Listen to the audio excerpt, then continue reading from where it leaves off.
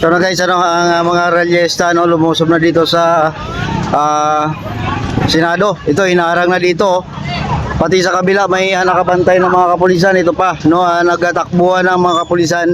May nakaharang dyan. At dito, nandito na yung mga ralyesta. Dito tayo sa dito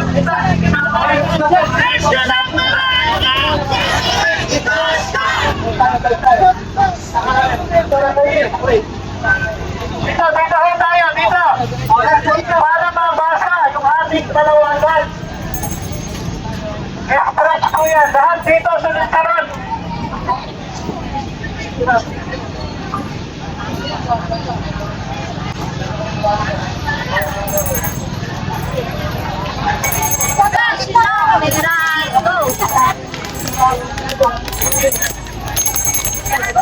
Ito, ayusin natin yung hanay. Lumugtog kayo dito sa hanay na nasa unahan.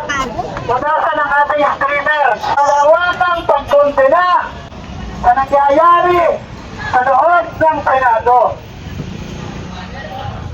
Di ko ito hiwalay sa kung ano yung panawagan ng taong bayan. Kung makikita po ninyo at nakalagay sa streamer ay yung usapin o konti. Siya sa ilang mga banda ay tuloy-tuloy ang pagkabahal. Noong nakaraang Lunes, dapat nagkaroon ng hearing sa pangunahan ng Senator Pia Cayetano, Energy Committee Advisory Team, upang pag-usapan ng mga nakapenting na bill sa loob ng Senado kung paano maibababa ang presyo ng kuryente. Subalit, dahil sa kanilang kasakiman, sa kapangyarihan, hindi nila ito tinuloy. Sa hadis, ang ginawa nila ay nagkaroon ng mga likutan na kumita, pag-aanawan ng kapangyarihan at sisirado ng Senado. Sa madaling salita, imbes na ang pag-usapan ay kung paano matibigyan, basta pansamantalang kaginawaan mula sa malupit na krisis na pinagdarahanan ang mamayang Pilipino, inuna ng ating mga pag-aalang-galang di umanong senador ang mga pansarili lang interes. Kung sino ang nahanap ng liberado, mas malala pa ang pugante sa Senator Bato na nandoon at pwedeng arestuin ay pinigyan nila ng proteksyon. Mismong ang Senado ang nagbigay ng proteksyon sa isang kriminal. Kaya mga kasama, maaaring dahil kita ninyo na may mga ganitong panawagan sapagkat ito'y kakabit ng panawagan ng mga mayan na dapat ang pagsintihan ng Senadong ito, ng mga senador na yan na nasa loob ng Senado ay hindi ang mga personal nilang interest, hindi kung paano magkakaroon ng preparasyon para sa darating na halalan sa 2028.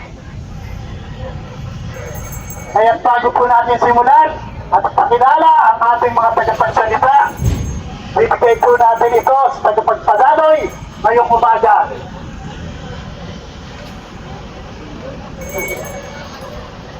Good umaga mga kasama. Lahat tayo, no, itong buong hanay natin, nandito na rin tayo mula nakaraang linggo ba.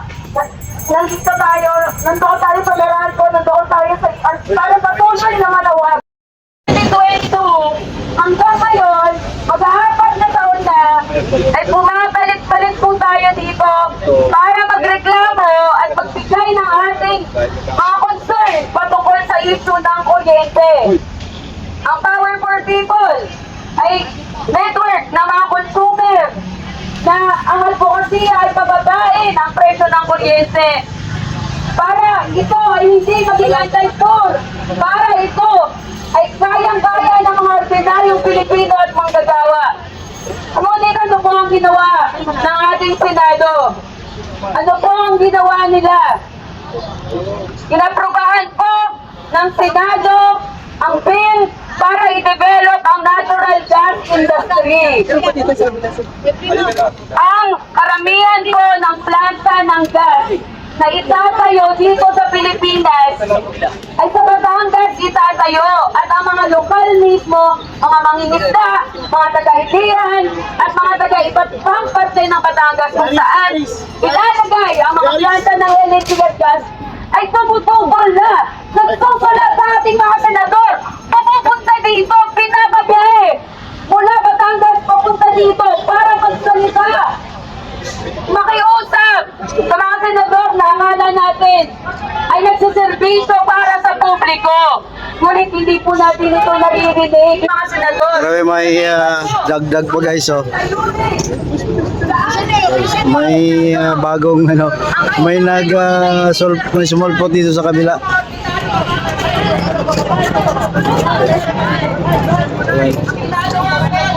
Mga senador ay kung bakit lamang ng petrol kapag kailangan Isang grupo na naman ito. So form na naman ng barikida ang mga kapulisan dito. Yan ano, takbo.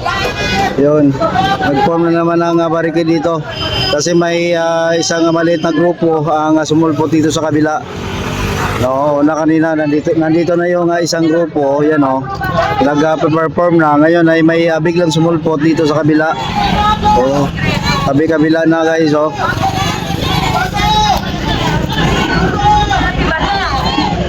Yan. magpapakita lang pala ito mo.